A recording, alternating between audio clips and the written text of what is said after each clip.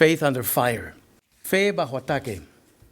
Nuestra fe está siendo atacada desde diferentes fuentes. Es más, si no entendemos que la fe es la base de los derechos humanos, no vamos a entender en qué consisten nuestros derechos. Buenas noches, damas y caballeros, y un saludo especial a los que nos acompañan vía internet. Gracias por acompañarnos en esta noche. Tenemos 4 disertantes que van a estar compartiendo con nosotros lo que está ocurriendo el día de hoy en el mundo de los derechos religiosos en Cuba, Nicaragua y Venezuela. OAA, la Organización Alcance de Ayuda a las Américas, es quien patrocina este evento. Mi nombre es José Sirena y soy el gerente de finanzas de OAA. Y agradezco la oportunidad que me han dado de poder venir a compartir con ustedes. Por más de 30 años OAA ha estado trabajando en el desarrollo de los países en América Latina y el Caribe con un énfasis marcado en los derechos humanos, particularmente en los derechos religiosos de las personas. El derecho de poder creer o no creer y la libertad de poder decidir lo que queremos creer o no creer. Hay un asunto hogareño que tenemos que tratar que es muy importante antes de empezar. Los baños están saliendo a la mano izquierda. Vuelta al programa. Tenemos 4 disertantes que nos acompañan en esta noche. Después de que ellos terminen, ustedes tendrán la oportunidad de participar haciendo preguntas y esperando respuestas del panel. Para abrir esta noche tenemos al doctor Theo Babun. El doctor Babun es presidente y director ejecutivo de OAA. Por más de 30 años, don Theo ha estado trabajando arduamente en lo que es traer ayuda humanitaria y servicio a las comunidades que lo necesitan en nuestra América Latina y el Caribe. El doctor Babun es ingeniero, teólogo y estudioso de los derechos humanos y las libertades religiosas. Él ha escrito varios libros. Su última obra se titula Faith and Freedom in Latin America, la fe y la libertad en América Latina. ¿Serían tan amables de ayudarme a recibir al doctor Theo Babun? Doctor Babun.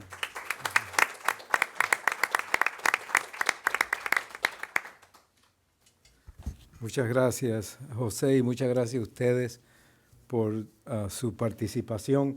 Quiero que sepan que después de las presentaciones, si pueden reservar sus preguntas para que todas las preguntas vengan al mismo tiempo después de las 3 presentaciones. Va a haber bastante tiempo para que todos puedan participar. Agradezco muchísimo, José, también el hecho de que ustedes hayan podido unirse con nosotros esta noche. Como presidente y director de Outreach Aid to the Americas, he tenido la oportunidad de presenciar el disfrute de la libertad religiosa en las Américas durante los últimos 30 años. En el momento en que OAA estaba comenzando, esta era la religión de la libertad religiosa, con la excepción, por supuesto, de un país que era la Cuba comunista. Pero con esa única excepción, los ciudadanos de este hemisferio podían creer o no creer como mejor le parecía. Y para la gran mayoría de las personas en América Latina y el Caribe, optaron por asistir a las iglesias, templos, sinagogas y mezquitas de su elección.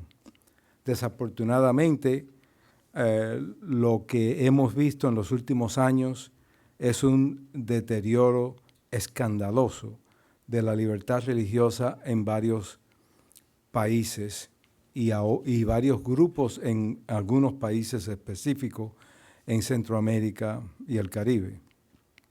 En particular, hemos visto iglesias, líderes religiosos y fieles atacados por el régimen de Daniel Ortega en Nicaragua, no muy diferente de la situación en Cuba, donde la religión está regulada y restringida, y los líderes y seguidores religiosos son castigados selectivamente, encarcelados o enviados al exilio.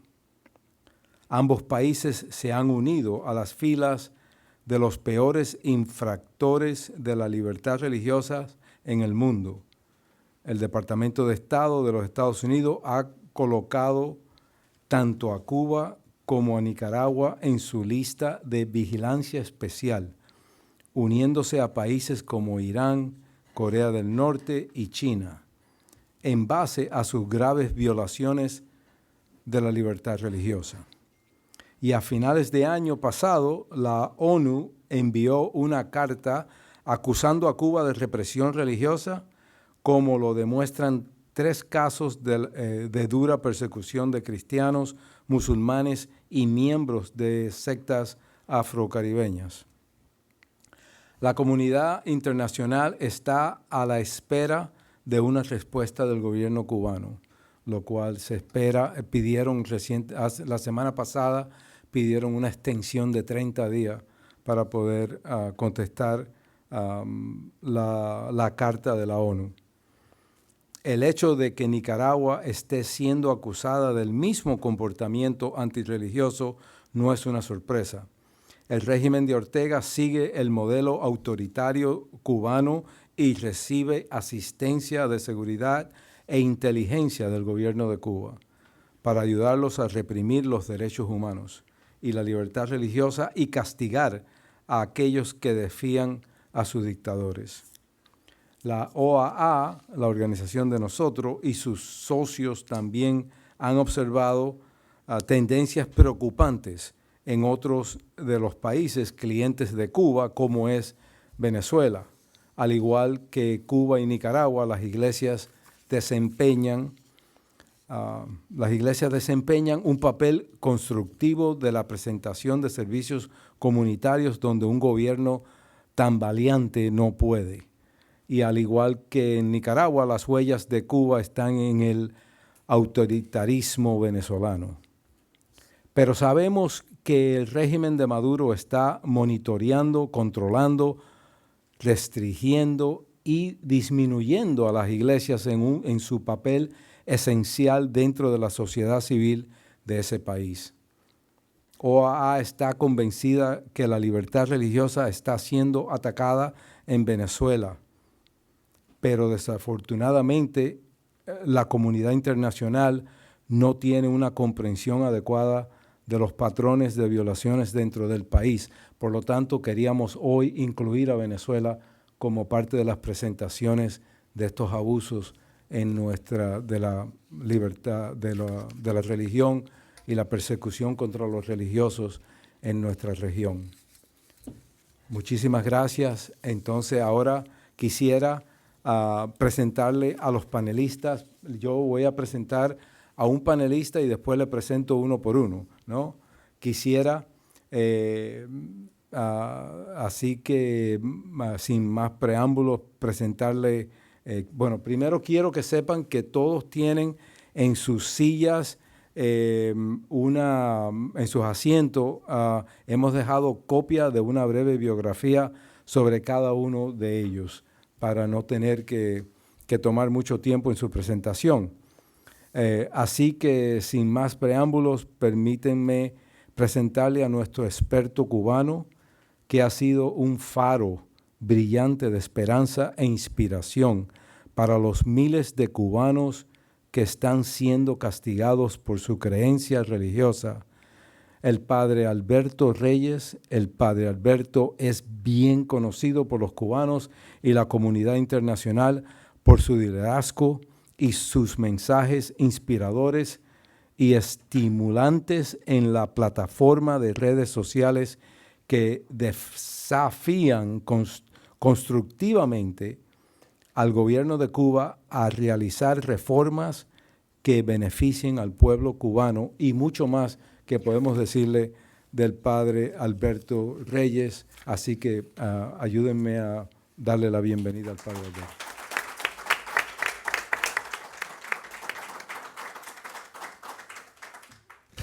Muchas gracias, Teo.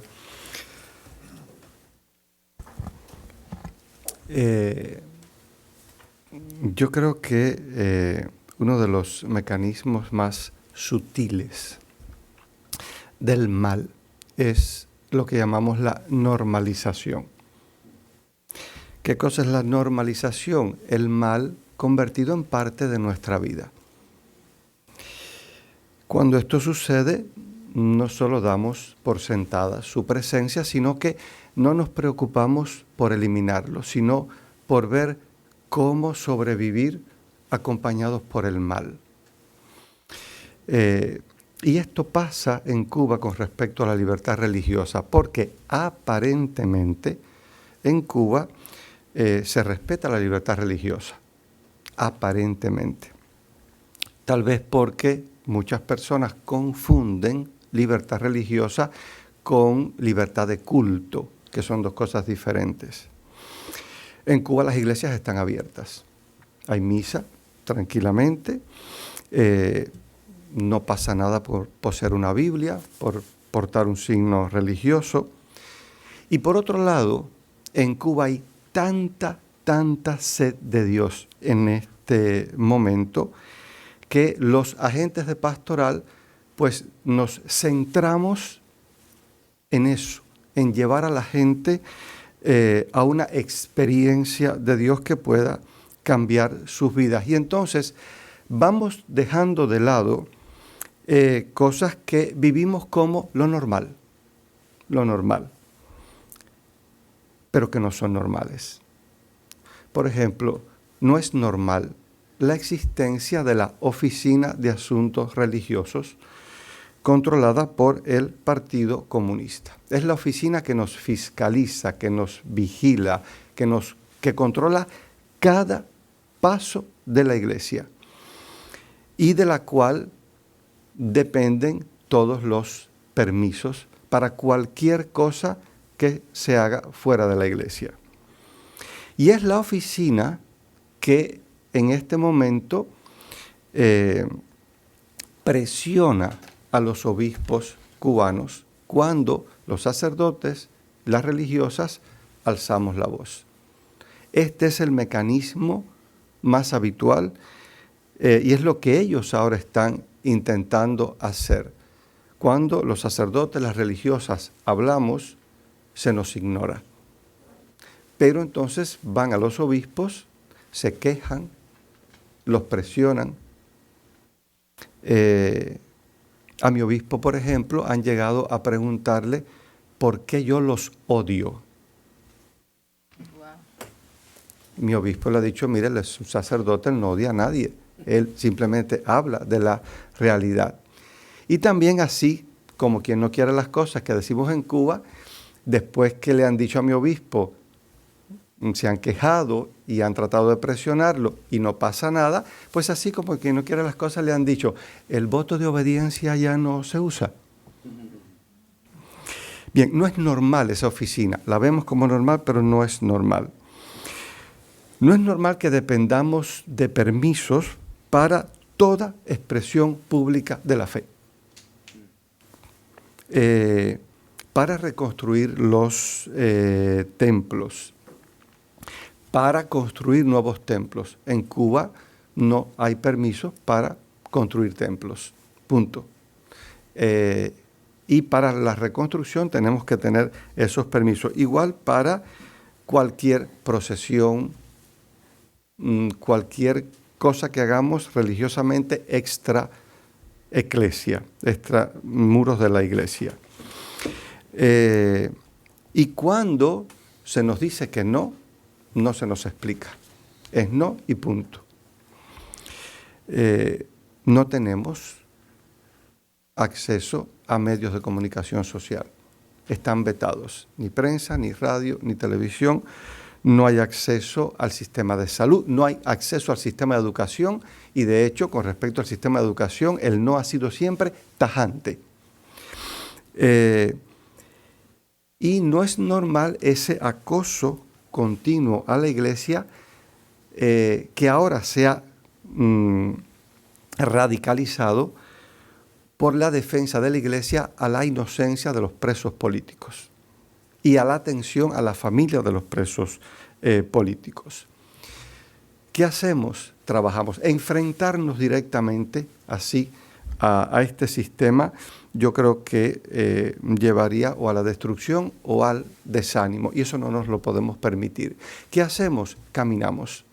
Ignoramos sistemáticamente las presiones y las amenazas de la Oficina de Asuntos Religiosos. No podemos construir templos, muy bien, compramos una casa y la ponemos a nombre de alguien fiable, y esa casa es la iglesia del pueblo.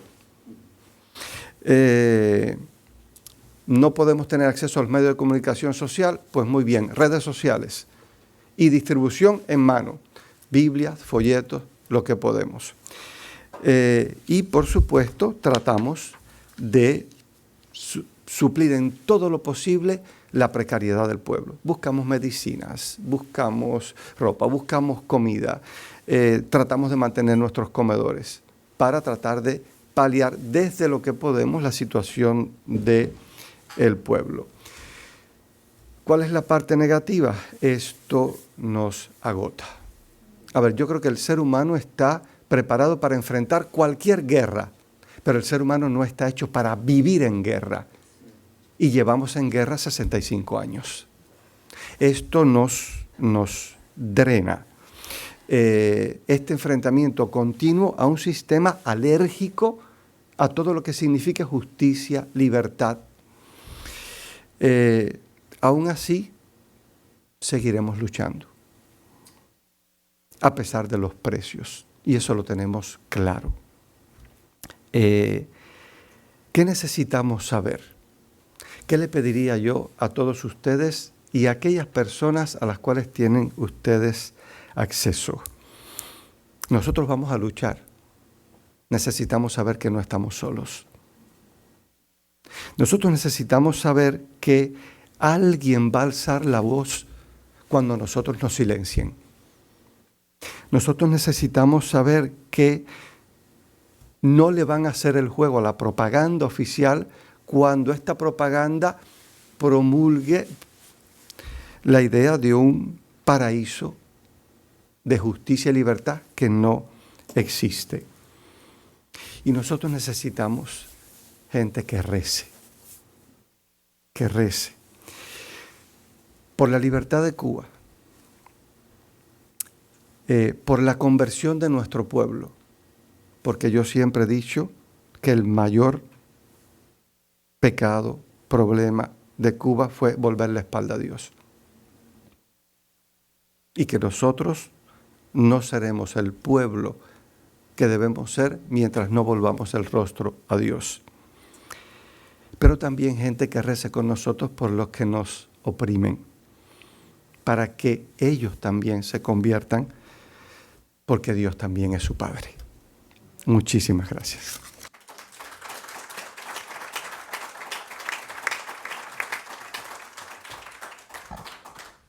Guarden sus preguntas para el padre Alberto más tarde. Nuestro segundo panelista es un célebre líder de la sociedad civil nicaragüense y líder de la oposición. Félix Maradiaga, el señor Maradiaga ha pagado el precio por apoyar las reformas democráticas en Nicaragua. Él y otros candidatos presidenciales fueron encarcelados por el régimen de Ortega simplemente por desafiar a la dictadura. Después de 1 año y medio en prisión, bajo condiciones atroces y crueles, a Félix incluso se le negó el consuelo de una Biblia. No sé si algunos de ustedes recuerdan la campaña que ocurrió en toda la comunidad para llevarle una Biblia a Félix cuando estaba preso. Él con un grupo o con otros 221 supuestos enemigos del régimen fueron liberados de prisión, despojados de su ciudadanía y propiedad y deportados a los Estados Unidos. Nosotros apreciamos el hecho de que Félix nos acompañe esta noche para discutir y abordar los desafíos y la importancia de la libertad religiosa de Nicaragua, y más de luto estamos celebrando de que Félix acaba de llegar del aeropuerto ayer por la noche de Ginebra y vino directamente acá. Muchas gracias, Félix.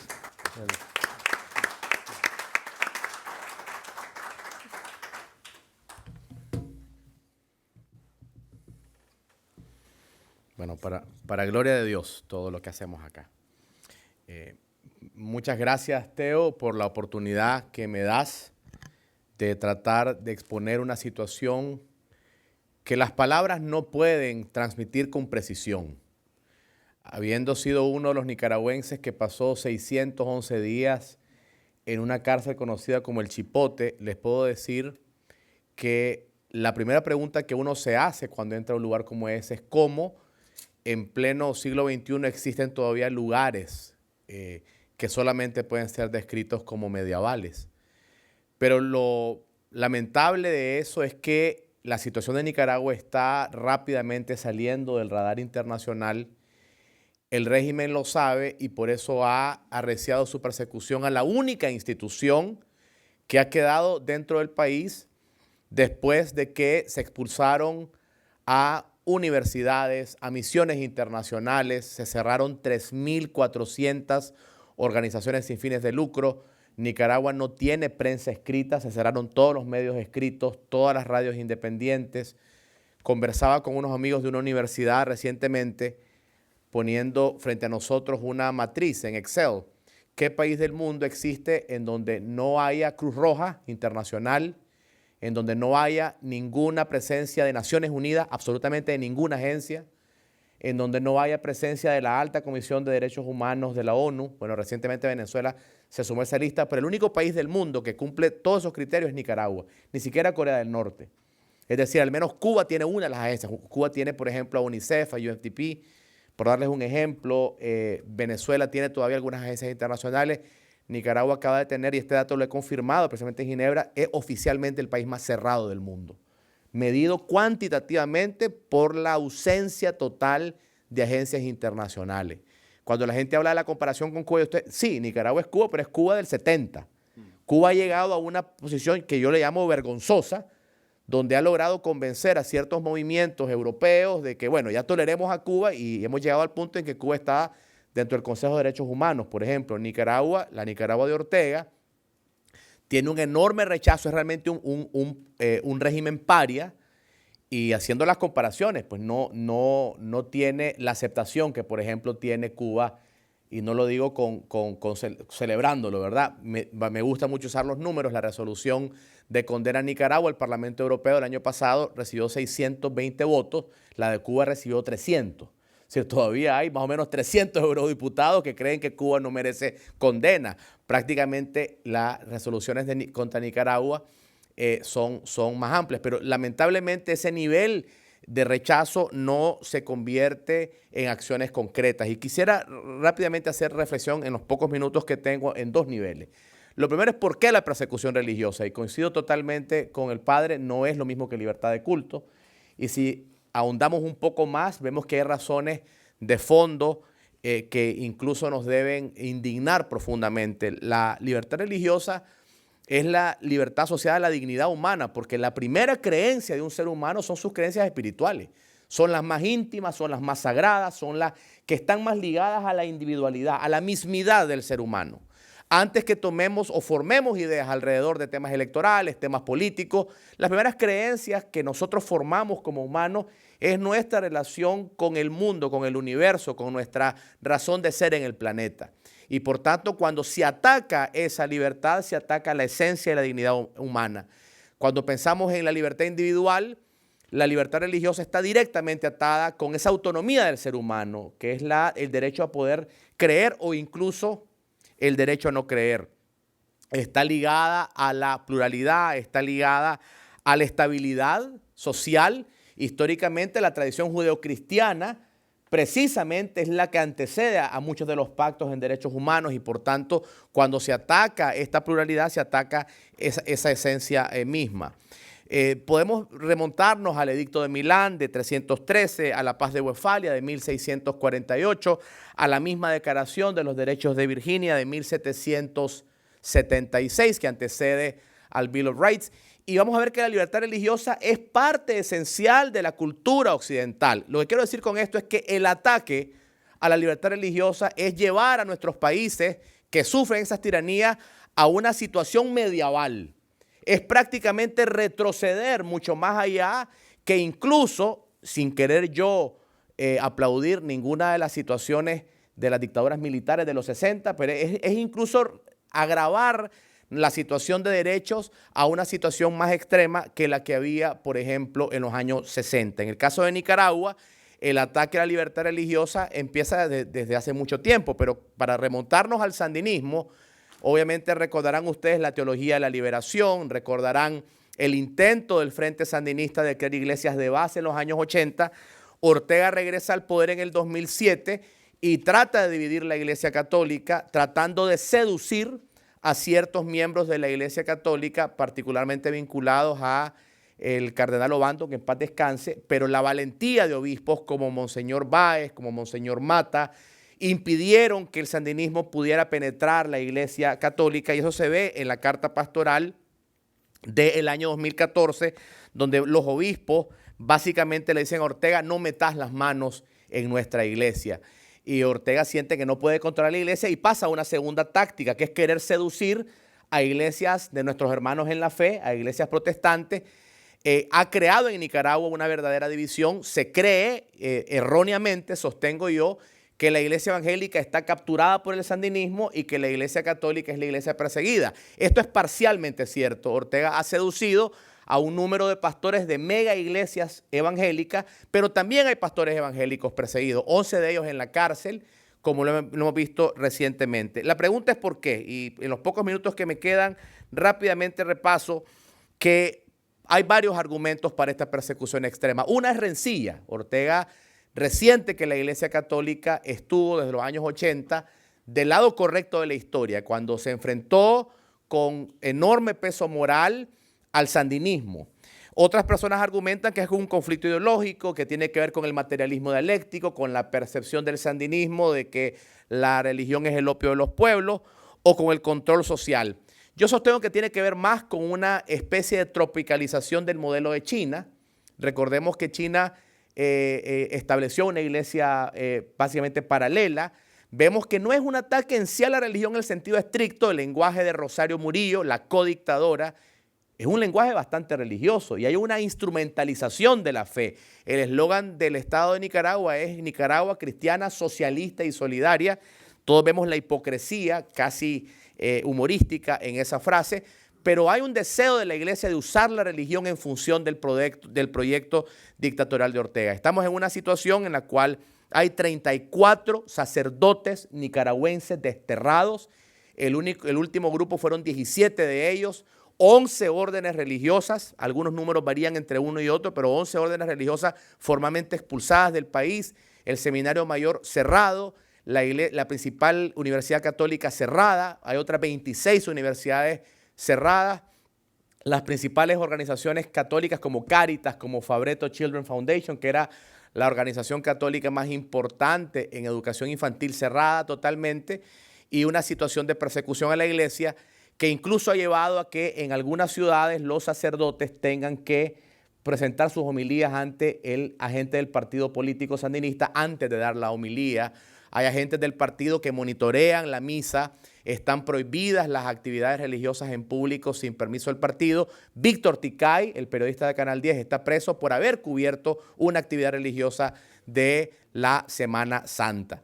Podemos ahondar en estos temas, pero creo que con esto les puedo dar una fotografía bastante general de la lamentable situación de Nicaragua y solamente insistir en que este es un tema de dignidad humana, un tema fundamental que aprecio mucho que Outreach Age to the Americas lo esté poniendo sobre la mesa. Gracias.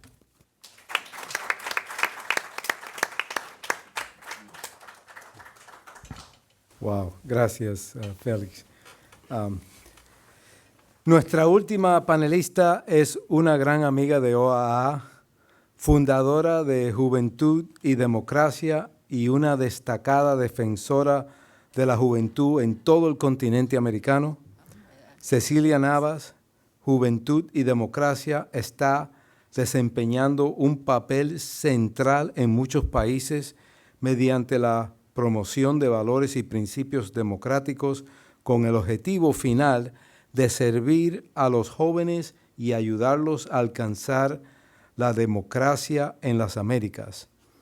A medida que OAA ha construido su red dentro de Venezuela, hemos confiado mucho en Cecilia y su profundo conocimiento de los desafíos de la democracia allí, como las necesidades de las comunidades venezolanas. Seguimos la vida de Cecilia, lloramos cuando la cogieron presa en Venezuela, celebramos cuando pudo venir a los Estados Unidos y ahora estamos súper contentos de que está con nosotros, Cecilia.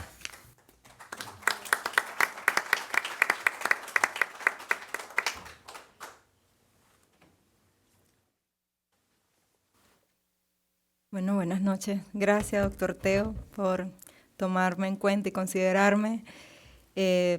Gracias por la invitación a OAA.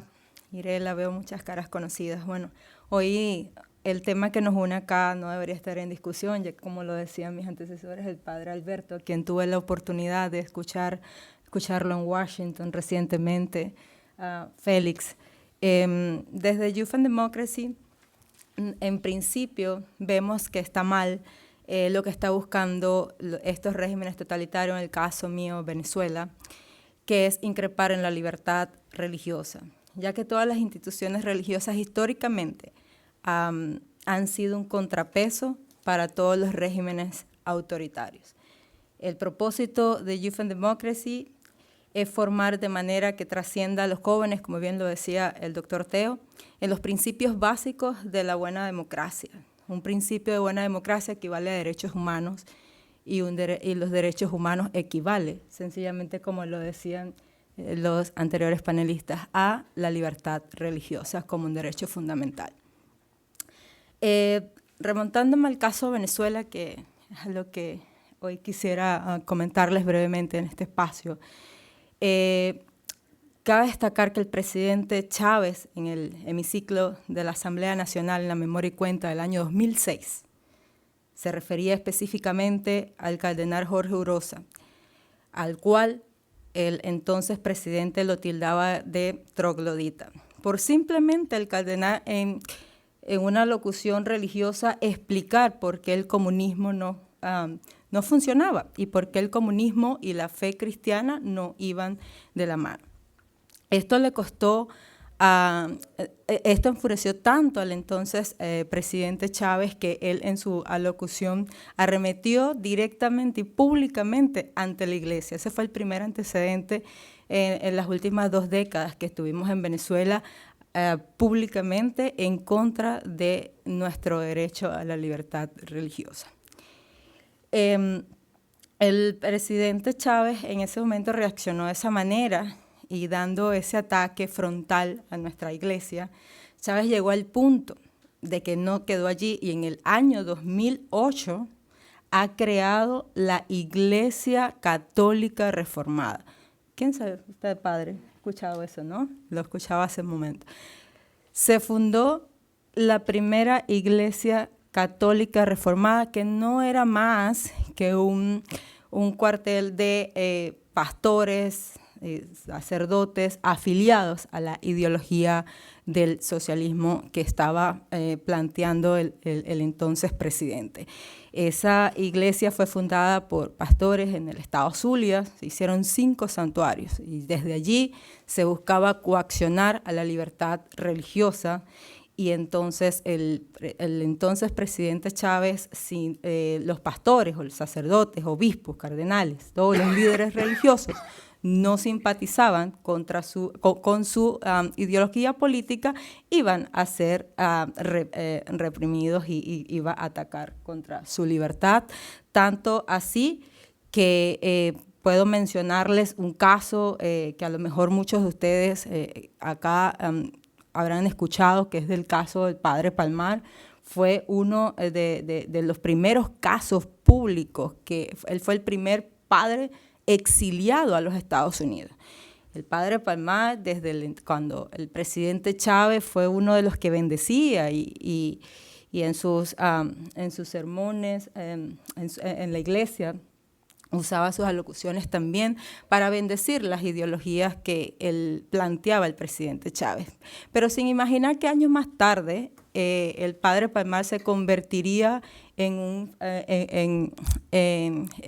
adversario del presidente Chávez en ese momento, lo que le costó el exilio, ya que él en su momento fue el que, digamos, destapó más de 60 casos de corrupción en PDVSA. Y él, en su brillante idea, pensando que Chávez estaba ajeno a lo que estaba ocurriendo en PDVSA en ese entonces, lo que resultó fue que el presidente arremetiera contra él, contra su integridad, obligándolo al exilio político, y hoy día está en los Estados Unidos. Es un caso que es cuando vemos que si no estás de mi lado, como bien lo decía el padre Alberto y Félix, no tienes una libertad de elegir, ¿no? Porque para mí la libertad religiosa, aparte de un derecho fundamental, es mi libertad de elegir y decidir con quién, mi relación con Dios.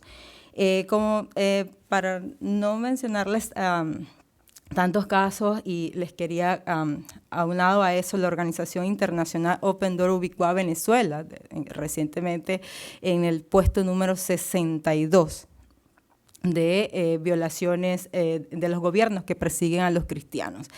Y la OAA y sus socios dedicados a proteger los derechos de la libertad religiosa están de acuerdo en que los incidentes de represión religiosa están subestimados en Venezuela a los impedimentos del régimen para las operaciones de diferentes ONG. En la encuesta más reciente, el 96% de los venezolanos viven, aparte de eso, por debajo de la línea de pobreza, y el 80% viven en pobreza extrema. En cuanto a la actualidad, nos vamos con el régimen de Nicolás Maduro, quien continúa todas las represalias que había iniciado en el 2006 el entonces presidente Chávez, y este régimen de Maduro lo que hace es que emplea actualmente una estrategia para dividir, que de hecho la nombra, ¿no? Divide y vencerás. Eso es para atraer a los líderes políticos que estén alineados a su ideología. Entonces, todos los líderes políticos, los líderes religiosos que estén alineados a su ideología, ellos lo premian, son financiados por el Ejecutivo, en este caso por el régimen Maduro, y todos los grupos religiosos deben presentar una carta de aceptación del Consejo Comunitario controlado por el régimen. El régimen también creó recientemente una vicepresidencia de asuntos religiosos del Partido Comunista. Por eso es que no somos ajenos a lo que pasa con nuestros hermanos cubanos, ¿verdad? O sea, nos vemos como que es un patrón que se continúa en el continente. Y nada más y nada menos que ese asunto, esa vicepresidencia está dirigido por el hijo de Nicolás Maduro, para controlar, supervisar lo que hacen los líderes religiosos. Aún así, para coaccionar la libertad religiosa, para tener el control absoluto y reprimir a quien no piensa diferente, aún pasando por encima del liderazgo que tiene un padre, un obispo, un cardenal, un pastor. Y si nos vamos al nivel internacional, el Departamento de Estados Unidos informó también y confirma que en el 2022, después de que altos líderes de la Iglesia Católica hicieran comentarios críticos sobre el régimen, pues el gobierno pausó la financiación de algunas escuelas católicas, muchas de las cuales operaban en áreas empobrecidas. Y esto dificultó que los sacerdotes obtuvieran visas religiosas para viajar dentro y fuera del país. Por eso es que esta situación se asemeja mucho a la de nuestros hermanos cubanos y a nuestros hermanos nicaragüenses, que ya el caso de Nicaragua es un caso ya totalmente extremo, ¿no? de lo que acabamos de escuchar por parte de Félix. Entonces, al igual que Cuba, donde el Consejo de las Iglesias de Cuba está controlado por el gobierno para ejercer control sobre su selecto grupo de iglesias, Venezuela también lo imita y lo hace a la perfección, porque así es que operan los regímenes comunistas en nuestra región. Un buen ejemplo de una organización evangélica que lucha por la libertad religiosa, podemos citar la Corazón de Esperanza, que es una organización evangélica que está advocando ahorita por el derecho a la libertad religiosa. Ahora, para finalizar, que ya el tiempo es corto, vamos a estar en la sesión de preguntas, yo les quería dejar, era una reflexión, porque escuchar al padre ya por segunda vez acá en Estados Unidos, está bien para ustedes que un obispo, un sacerdote, un líder religioso no pueda hablar sobre la grave situación política y social que vive su país, sin ser amenazado, sin ser expulsado de su país, como muchos de los nicaragüenses. Llévense esa reflexión, esa es la que me quedo hoy con estos dos grandes ponentes, porque yo no concibo que ningún líder religioso deba temer por su vida por hablarle a sus feligreses o a su congregación sobre la grave situación humanitaria, social y política que vive su país. No es un delito, así que Dios me los bendiga y sigamos manteniendo nuestra fe, que el único que nos gobierna nuestra vida se llama Jesucristo.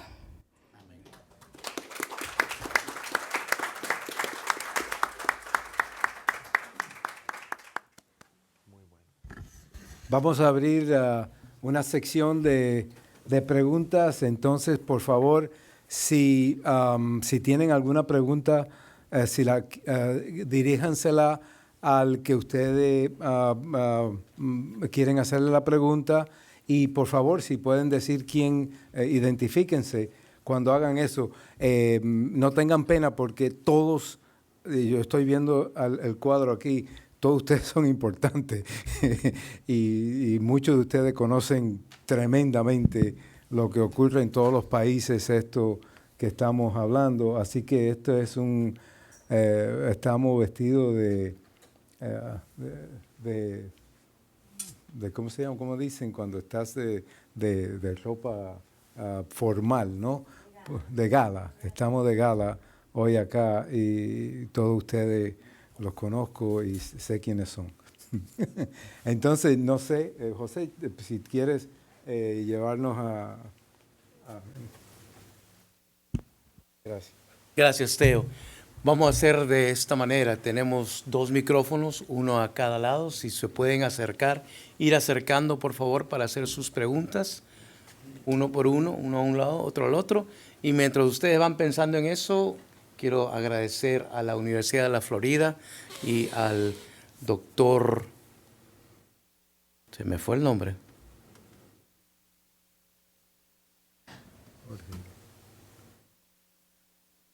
Bueno, al doctor a cargo de esta sesión y que nos ha permitido reunirnos en este hermoso ambiente. Ahora sí, ¿preguntas?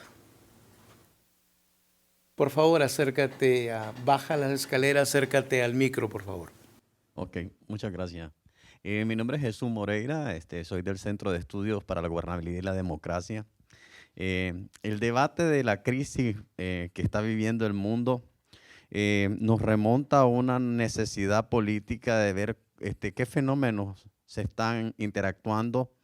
Yo a veces hablo con muchos colegas que son antropólogos y que están viendo las distintas aristas del conflicto global y estamos, parece, en una guerra cultural. Aquí hay otros actores estratégicos que están golpeando, digamos, esa visión de libertad que tiene el Occidente.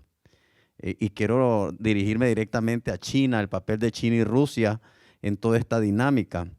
Porque el tema de la guerra contra la fe, contra la iglesia, es cierto que la estamos viendo muy frecuente en este momento, ¿no? Donde en el hemisferio se están están saliendo las dictaduras como igual salían en los 60, pero hoy prácticamente estamos viendo de que hay una crisis a nivel de, por ejemplo, el posicionamiento de Irán en esa parte, ¿no? del mundo, y las contradicciones que está imponiendo Rusia en los conflictos de guerra.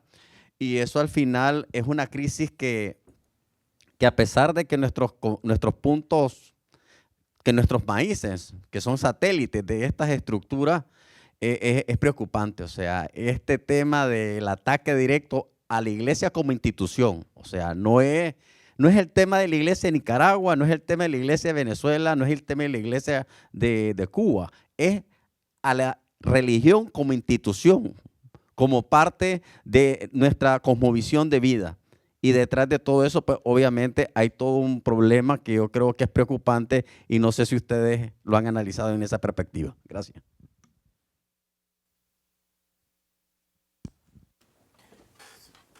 Sí, muchas gracias, Jesús. Bueno, en el caso de Nicaragua, rápidamente, primero quisiera solo dar algunos datos que por razones de tiempo no pude dar. 4 universidades católicas cerradas, 12 institutos de educación cerrados, 15 medios de comunicación, los canales, las radios, las revistas católicas, las 15 que existían, todas están cerradas. Todas las diócesis del país tienen una restricción bancaria.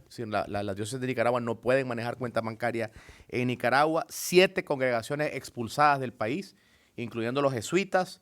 11 obras caritativas religiosas expulsadas de Nicaragua. 83 sacerdotes expulsados del país. 34 el año pasado, ya son 83 en total. 83 religiosas, quise decir monjas, y 64 sacerdotes. Y les puedo seguir dando datos, realmente es muy extremo. Pero ahora, a propósito de lo que dice Jesús, estoy parcialmente de acuerdo. Inclinándome un poco más en el desacuerdo que el acuerdo. Y voy a explicar por qué. El caso de Nicaragua es un animal rarísimo, porque Rosario Murillo y Daniel Ortega realmente tienen un discurso ultra religioso.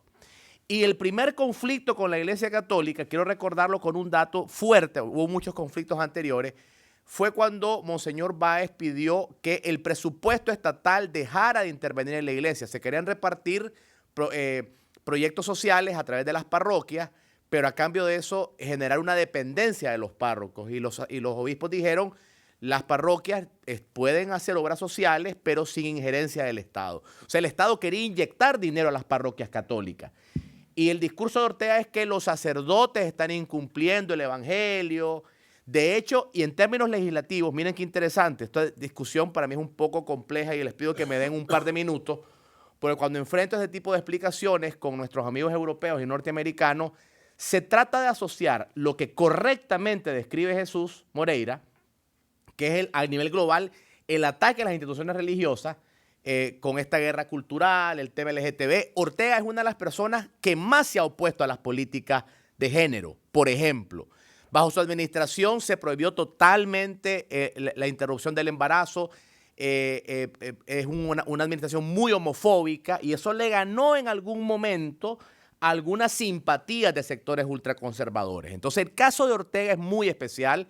No se puede colocar en la misma categoría. De hecho, salvando nombres por asuntos obvios, yo les quiero decir que a mí me rompió el corazón cuando hace muchos años yo di una de estas conferencias y se me acercó a mí alguien que hoy es un gran opositor y me dijo, yo prefiero quedarme con Ortega por sus políticas antiaborto que con un demócrata que acepte las políticas de George Soros y todo esto. O sea, de alguna manera, y ojo, yo no me asocio para nada con este movimiento progresista global, pero cuando ponemos en una misma licuadora las dinámicas globales de lo que está pasando en Europa, los ataques a la iglesia, con Ortega, tendemos a perder el enfoque que el caso nicaragüense es realmente una situación muy sui generis y que requiere ser entendida en un contexto doméstico muy concreto.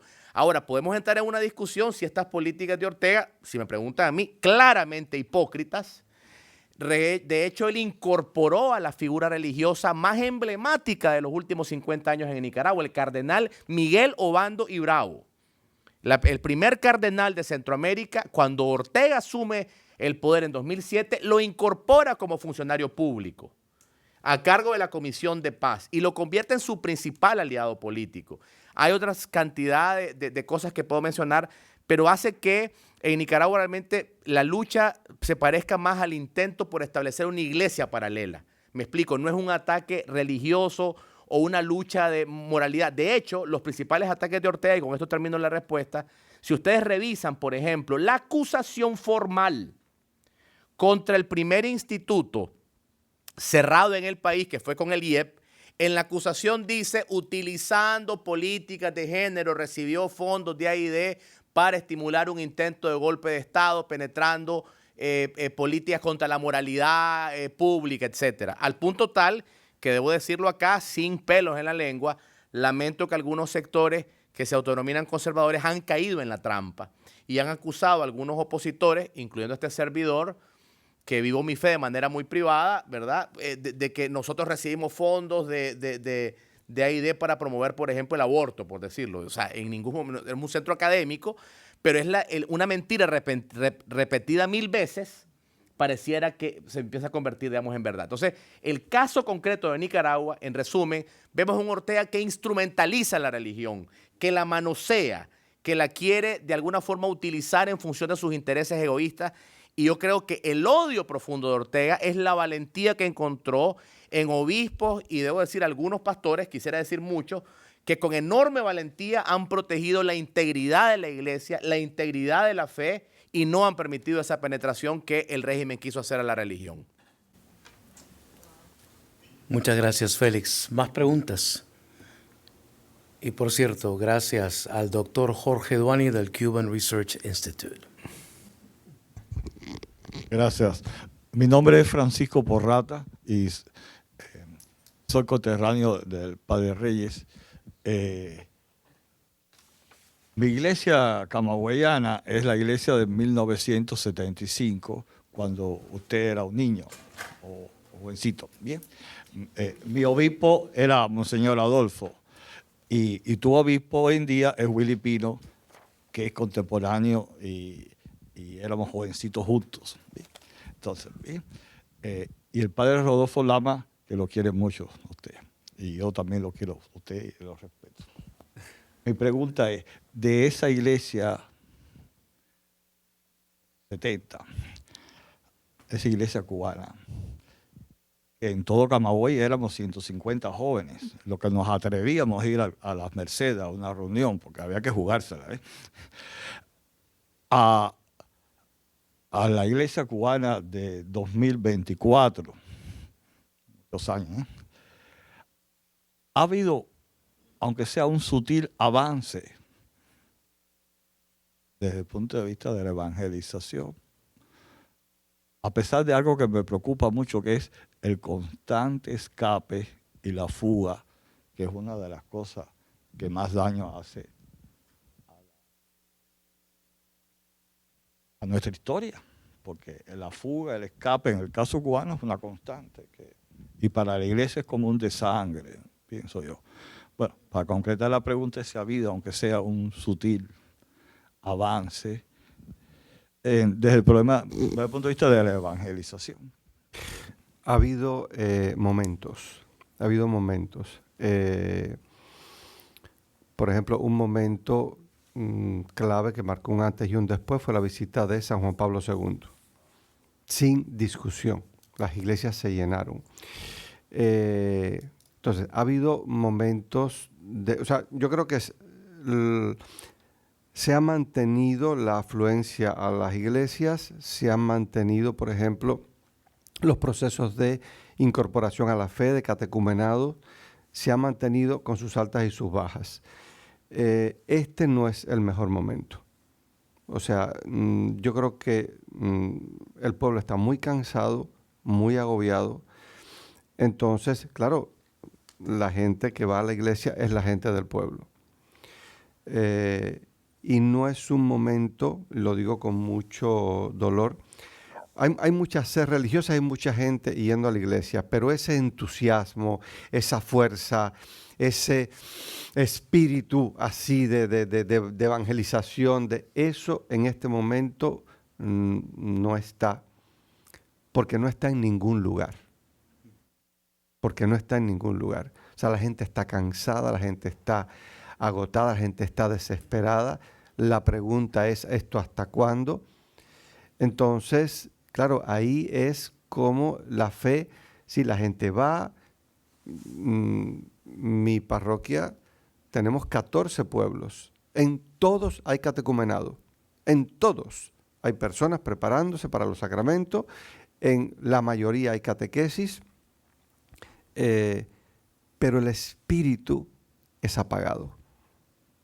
Entonces, es agotador, porque es tratar de mantener la esperanza en un pueblo que no tiene esperanza. También porque, a ver, yo creo que Cuba está en un estado terminal y yo creo y espero que Dios nos sorprenda en cualquier momento. Pero a nivel humano, o sea, a nivel humano, no hay síntomas de que vaya a haber un cambio mañana. A nivel humano, el 10 de julio Cuba era paz y tranquilidad y el 11 de julio fue una explosión. Esto podría pasar otra vez, pero a nivel humano es como si ahora yo digo, ¿es posible que haya un tsunami en Miami? Sí. ¿Hay algo que nos haga suponer que va a haber un tsunami? No. Entonces, claro, la gente está desesperada y como ahora se han abierto tantas vías para abandonar el país, la focalización de la gente es ver cómo sobrevivo o cómo me voy. Y eso ciertamente no ayuda al proceso de fe. Gracias, Padre Alberto. ¿Alguien más? Para la izquierda.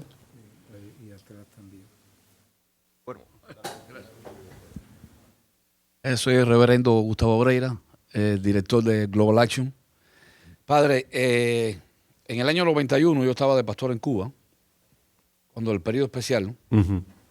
y yo recuerdo que la iglesia estábamos hablando del pueblo, se triplicó debido a la necesidad más, o sea, no tan política como ahora, sino económica. Y ya usted ha respondido parte de esto. En este momento no está pasando así. No como en... Del No. principio no está pasando. No, absolutamente no. No. No. Ok, tal vez por la influencia política, que no era en el caso del 91. No lo sé, es decir, yo creo que para tener una experiencia de fe hay que tener una cierta estabilidad, una cierta capacidad de abrirse al espíritu. La gente está agobiada, la gente está, es que Cuba es una sobrevivencia continua. Entonces, este paso de decir, yo hago un espacio para abrirme a la fe, se hace cada vez más complicado. Entonces, las iglesias están básicamente nutridas, o sea, no, y de hecho las iglesias, muchas se llenan, en todas las confesiones, porque también, digamos, esto en los hermanos evangélicos está pasando, es decir, hay asistencia, hay flujo de personas, pero ese ánimo, ese ímpetu, no está, no es momento para eso. Okay. La segunda pregunta, gracias. Con respecto a lo que yo hago, que es la ayuda humanitaria, Uh-huh. la acción social, que es parte integral del Evangelio, la iglesia lo hace sin interferencia del gobierno. O sea, pueden hacer cualquier programa, cualquier proyecto en lo que es la acción social. Depende del programa y depende del proyecto.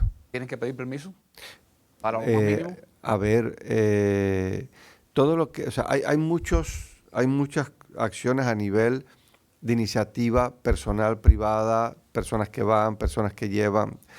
Pero, por ejemplo, cuando es ya una ayuda a nivel contenedor, a nivel macro, hay todo un proceso burocrático.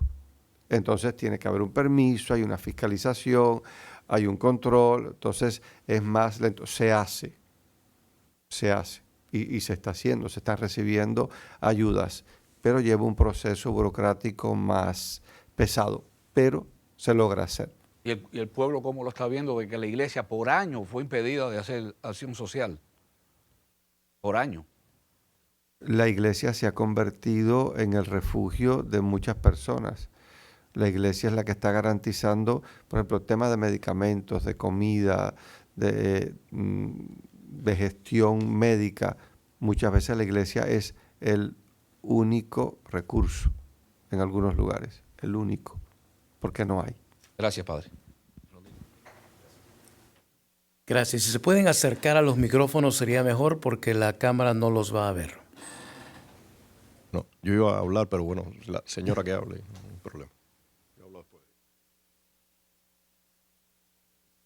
Tengo 3 preguntas. Buenas noches. Una para cada uno.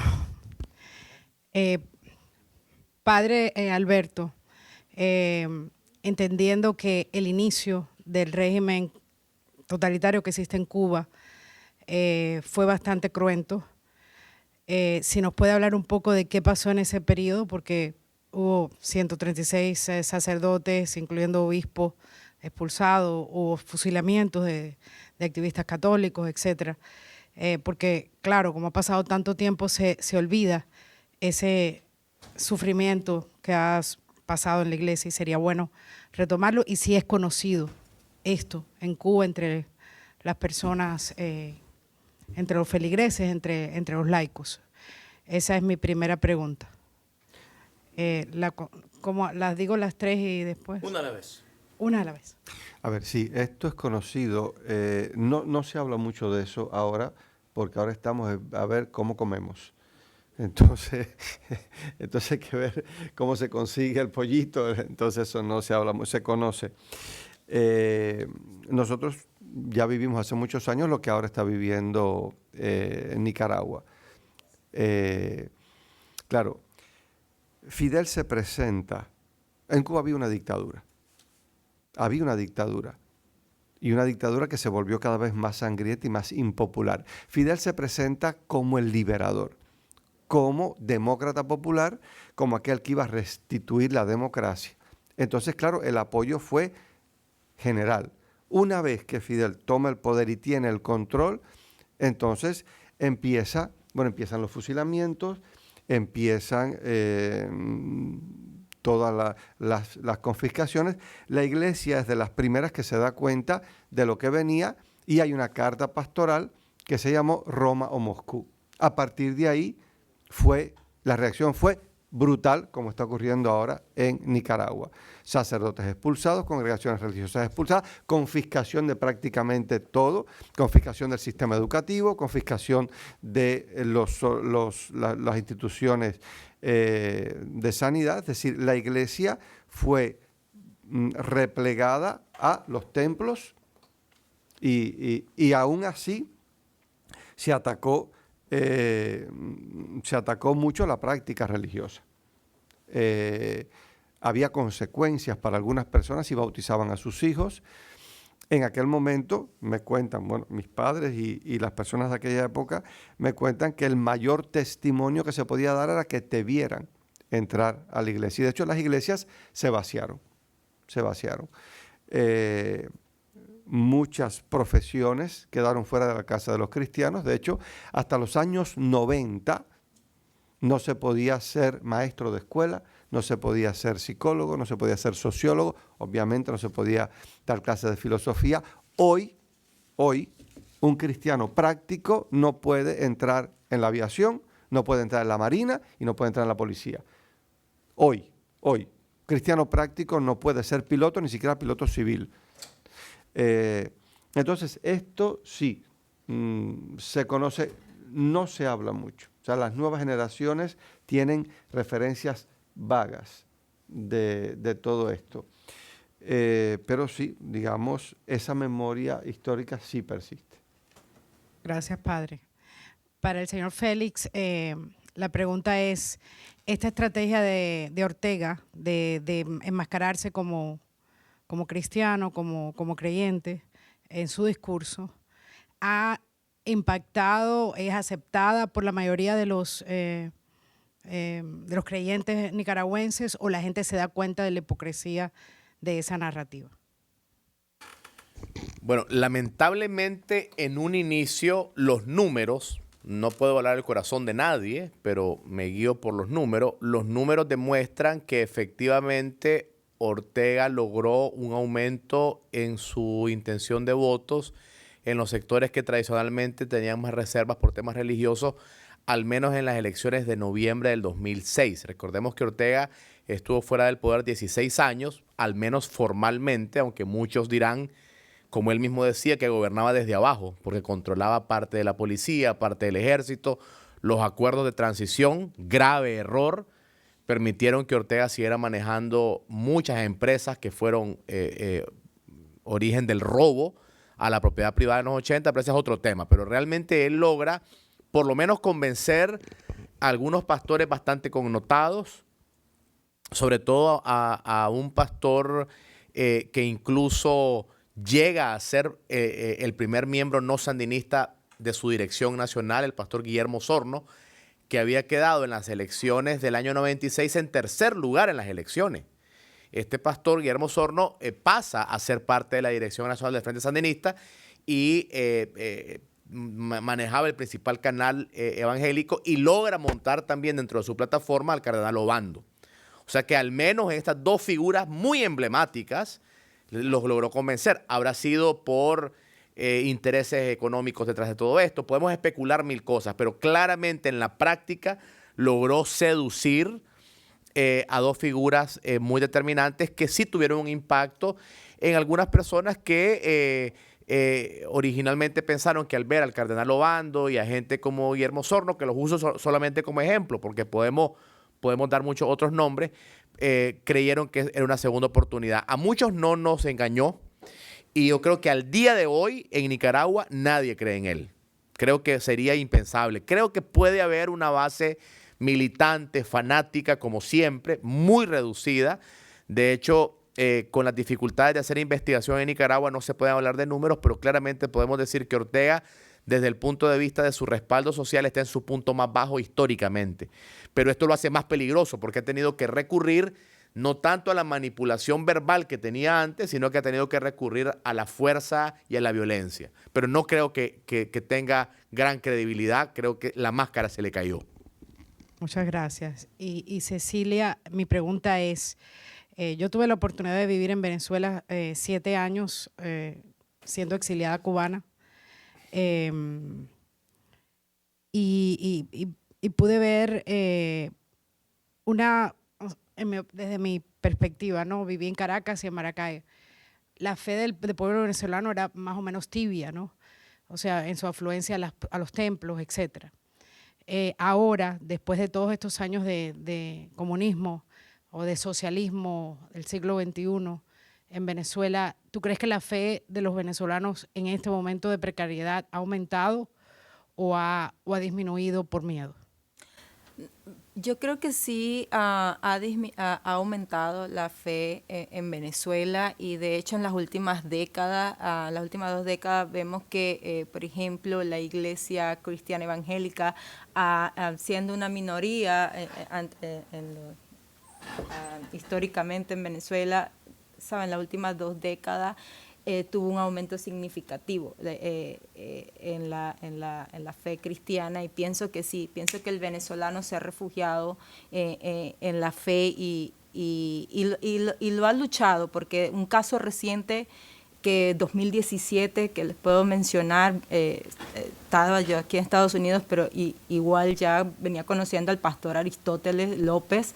Él hizo un movimiento creando una marcha para Jesús y la marcha era simplemente, se dio después de las protestas y era para orar por Venezuela, orar por la situación que estaba atravesando el país, orar en los hospitales, ancianatos, orfanatos, y ese movimiento fue creciendo y creciendo tanto así que logró estabilizarse, consolidarse esa marcha para Jesús todos los 12 de octubre cada año.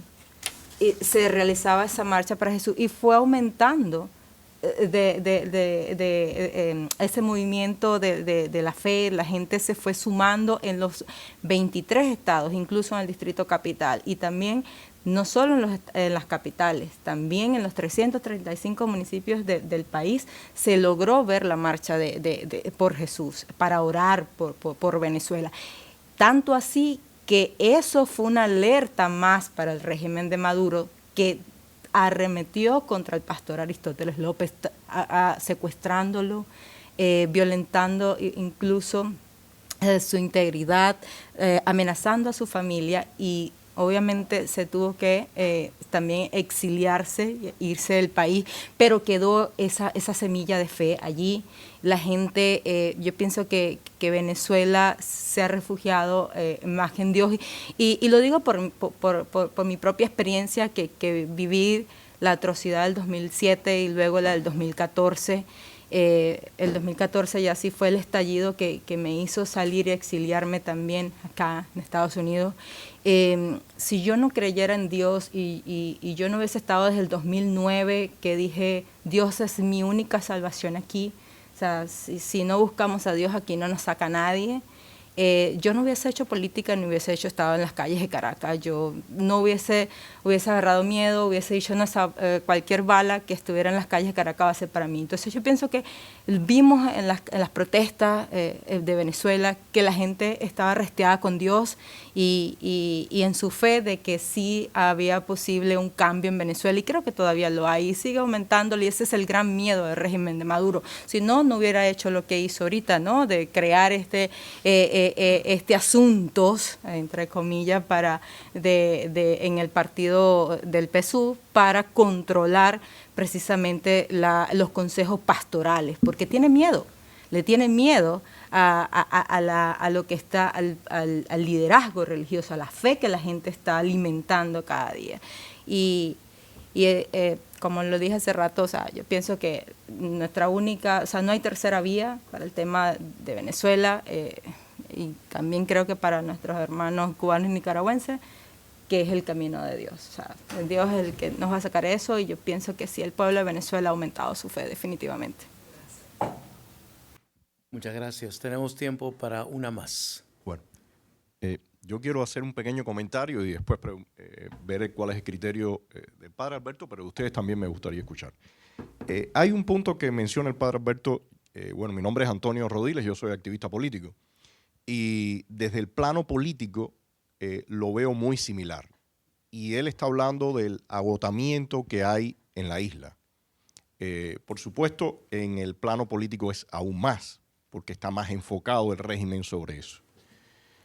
Sin embargo, mi percepción es que tanto la iglesia como los sectores de activismo y demás están viviendo, y lo enfatizo en el plano político, están viviendo la atomización por ese desgaste.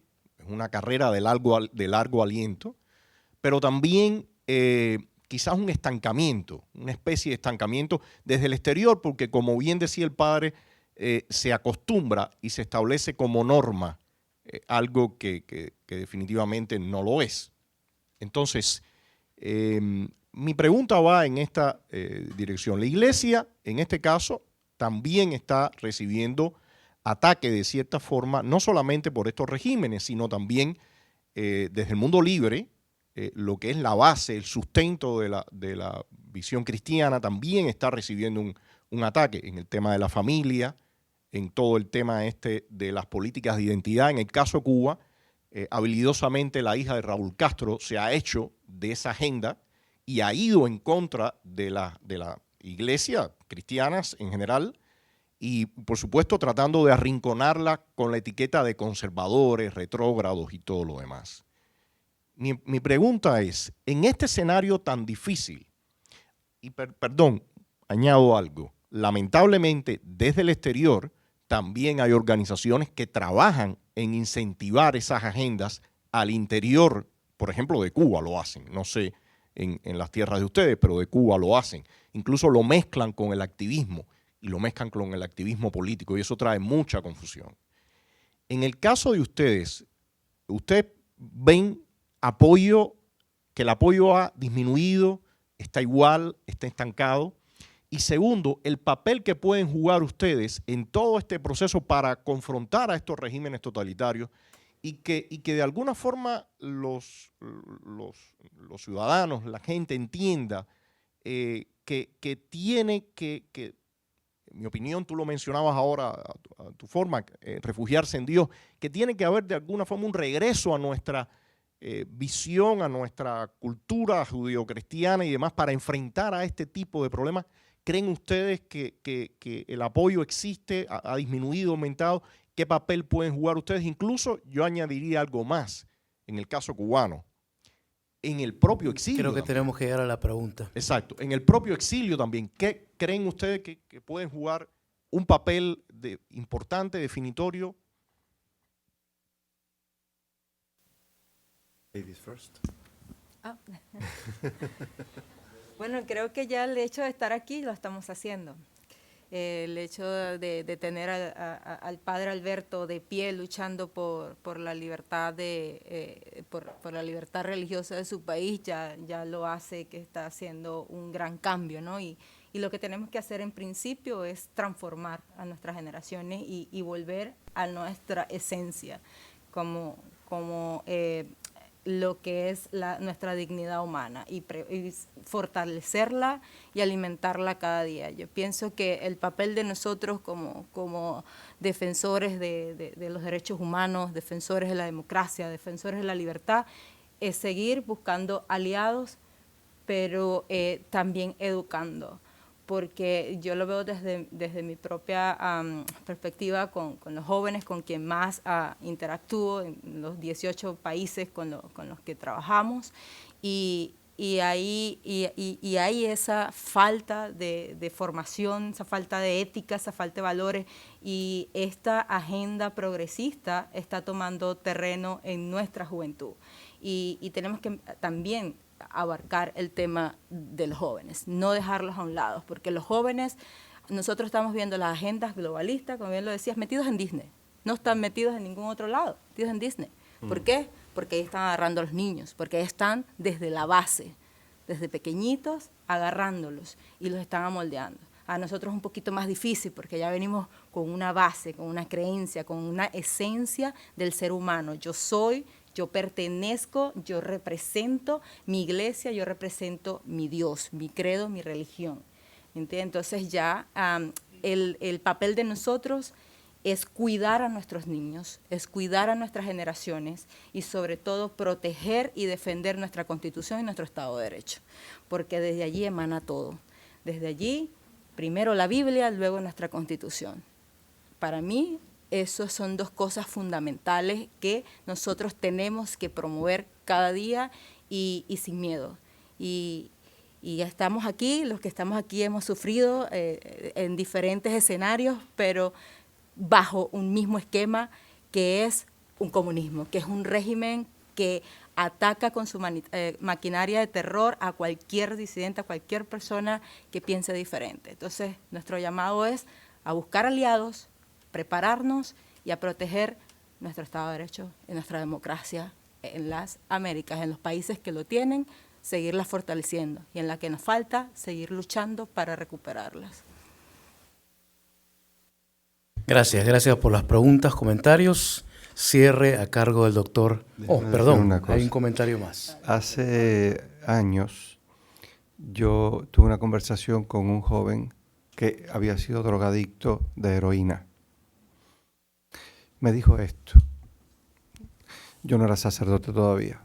Me dijo, nunca te avergüences de presentar a Cristo como la solución.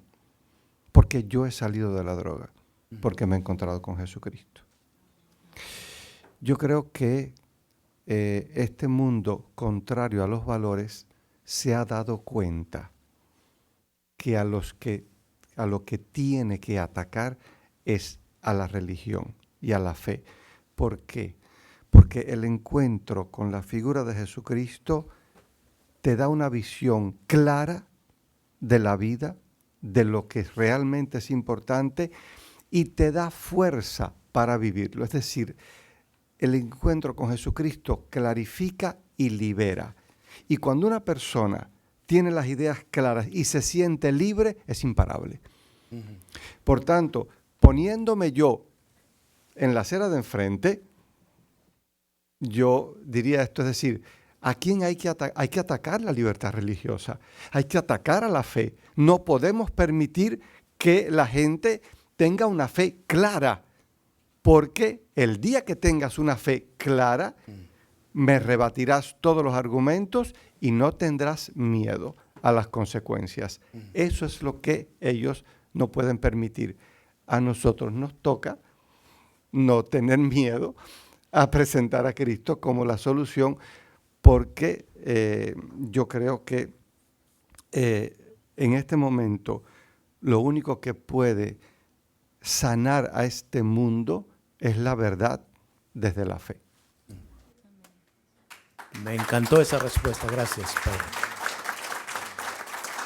Doctor Babún, palabra de cierre. Muy brevemente, Más. solo para no dejar la pregunta en el caso de Nicaragua. Bueno, creo que el padre ha dado la clave, yo me quedo con este adjetivo muy claro, una fe clara.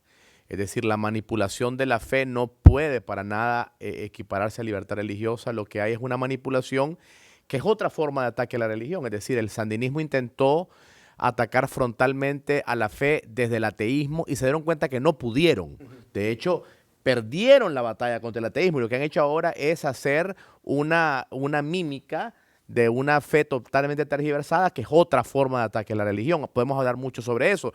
El mismo Vladimir Putin en Rusia también ha hecho algo similar con la manipulación de la fe de la Iglesia Ortodoxa. Pero al fin y al cabo son ataques a la fe. Quiero dejar eso totalmente claro y sin lugar a duda creo igual, y me llevo esa frase, de que le tienen estos regímenes no solo odio, sino temor a una fe sólida, porque cuando hay una fe fundamentada en la creencia en la dignidad humana, en la existencia de un ser superior que nos ama, que el amor está sobre el odio, creo que saben que frente a esa creencia firme, una fe y un amor que todo lo puede, que todo lo resiste, frente a eso no pueden. Y por eso es que le tienen tanto miedo. Gracias.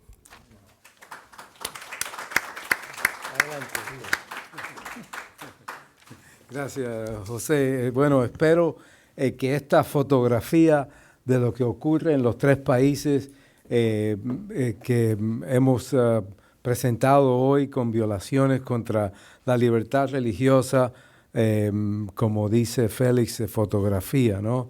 Que callen de una vez la mentira de estos gobiernos que repiten constantemente que esto que estamos diciendo nosotros aquí hoy, de esto que hemos conversado, es un cuento de un grupo de exagerados y de protagonistas antirrevolucionarios que somos pagados por la CIA y que esa es la exageración de nosotros que llevamos hacia adelante, que sí hay libertad de religión. Inclusive recientemente vimos la monstruosidad de que el gobierno de Cuba publica un press release. El gobierno de Cuba publica un press release diciendo que Cuba tenía libertad religiosa, para que el mundo sepa que ellos sí tienen libertad religiosa.